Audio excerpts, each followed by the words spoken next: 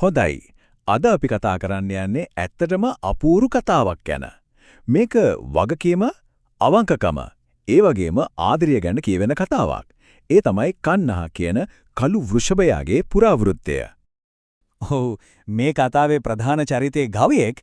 හැබැයි මේ කතාව පටන් ගන්නේ ඊට වඩා හාත්පසින්ම වෙනස් තැනකින්. ඒ තමයි බුදුරජාණන් වහන්සේ සිදු කළ මහා ප්‍රාතිහාර්යකින්. ඉතින් මේ දෙක සම්බන්ධ වෙන්නේ කොහොමද? අපි බලමු. කතාවේ පසුබිම මෙහෙමයි. භාග්‍යවතුන් වහන්සේ යමක මහා ප්‍රාතිහාර්ය පෙන්වලා දෙව්ලොවෙන් නැවත ජේතවනයට වැඩම කරපු වෙලාව. ඉතින් භික්ෂූන් වහන්සේලා මේ පුදුමාකාර බලය දැකලා ඒ ගැන සාකච්ඡා කර හිටියා. අන්න ඒ වෙලාවේ එතනට වඩින බුදුරජාණන් වහන්සේ දේශනා කරනවා මේ හැකියාව අද ඊයේ ලැබුණ දෙයක් නෙවෙයි කියලා. උන්වහන්සේ තිරිසන් ආත්මයක ඉපදිලා හිටපු කාලෙකත් මේ වගේම විශාල වගකීම් දැරුවා කියලා පැහැදිලි කළා. අන්න ඒ ප්‍රකාශات එක්ක තමයි අපි මේ කතාවේ හදවතටම කිමිදෙන්නේ. ඉතින් භික්ෂූන්ගේ ඉල්ලීම නිසා උන්වහන්සේ අතීත කතාවක් දිගහරිනවා. ඒ බෝධිසත්වයෝ ගවයෙකු ලෙස ඉපදි සිටි කාලයට අපි වාරගෙන යනවා. මේ තමයි කන්හ ජාතකය.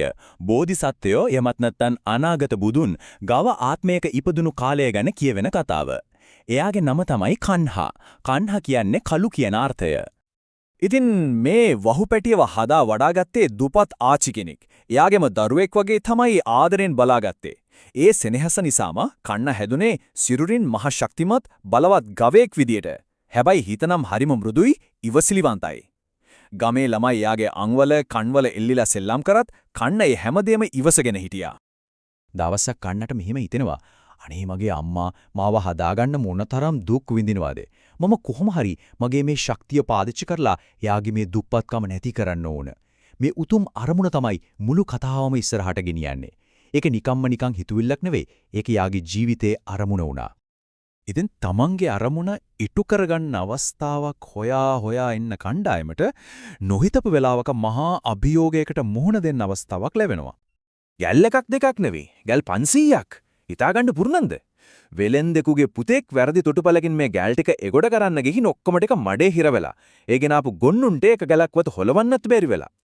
මේ වෙලාවේ ගමේ අනිත් ගවයන් එක්ක එතන ගැවසමින් ඉන්න කන්නහව අර ගැල්කරු පුත්‍රයා දකිනවා. දැන් මෙයා ගවයන්ගේ ලක්ෂණ බලලා ඔවුන්ගේ හැකියාවන් ගැන කියන්න දන්න කෙනෙක්. කන්නහව දැක්ක ගමන් එයාට තේරෙනවා මේ ඉන්නේ සාමාන්‍ය ගවයෙක් නෙවෙයි. මේ ඉන්නේ ආජානීය වෘෂභ රාජයෙක් කියලා. ගැල්කරු පුත්‍රයා කණහලකට ඇවිත් මෙහෙම යෝජනාවක් කරනවා. ස්වාමීනි මගේ මේ ගැල් 500ම මඩෙන් ගොඩ දාලා දුන්නොත් එක ගැලකට කහවණු දෙක ගානේ මම ඔබට කහවණු 1000ක්ම දෙනවා. අන්න ඒ පොරොන්දු අපිට තමයි කණහ මේ වැඩේ බාරගන්නේ. හොඳයි. දැන් තමයි කතාවේ වැදගත්ම හරිය. කන්නගේ ශරීර ශක්තිය විතරක් නෙවෙයි, එයාගේ චරිතයේ ශක්තියත් පරීක්ෂණයට ලක් වෙන මොහොත මේක. කන්නහ පළවෙනි ගැලේ බඳිනවා. යා එකම හුස්මට ඒ ගැල මඩෙන් ගොඩට ඇදලා ගන්නවා. ඊට පස්සේ දෙවෙනි එක, තුන්වෙනි එක මේ විදිහට එක දිගට නොනවත්වා ගැල් 500ම ගොඩ දානවා. හිතාගන්න පුළුවන්ද ඒකට කොච්චර ශක්තියක් අවශ්‍ය වෙයිද කියලා? වැඩේ නම් ඉවරයි. හැබැයි ගැල්කරු පුත්‍රයාගේ හිත වෙනස් වෙනවා. නරක විදිහට ඔහු දුන්නු පොරොන්දුව කඩ කරන්න තීරණය කරනවා. මතකනේ ගනුදෙනුව. කාවණු 1000ක්. ඒ කියන්නේ එක ගැලකට දෙක ගානේ. නමුත් ඔහු කිව්වේ කීයද?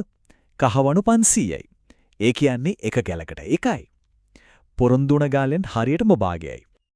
ගැල්කරු පුත්‍රයා අර කහවණු 500 මල්ල කන්නහගේ බෙල්ලේ බඳිනවා. නමුත් කන්නට තීරණා Tamanට වංචාවක් වුණා කියලා එයා දන්නවා. ඉතින් මෙයා එක අඩියක්වත් ඉස්සරහට තියන්නේ නැහැ.